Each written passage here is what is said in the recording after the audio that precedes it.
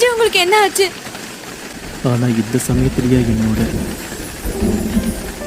காதல நான் பார்க்கணும். இப்ப எதுக்கு நீ அழற? நானே அழற, நீ எதுக்கு அழற? எனக்காகவா நீ அழற? ஏன் அவன் சாக போறானா? அவன் உயிரோட இருக்க மாட்டானா?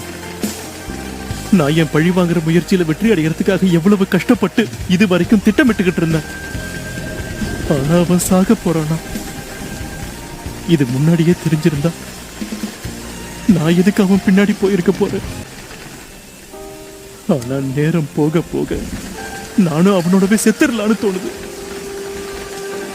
எவ்வளவு தாமதமா நாங்க ரெண்டு பேரும் இப்ப எதுக்காக சந்திச்சோம்?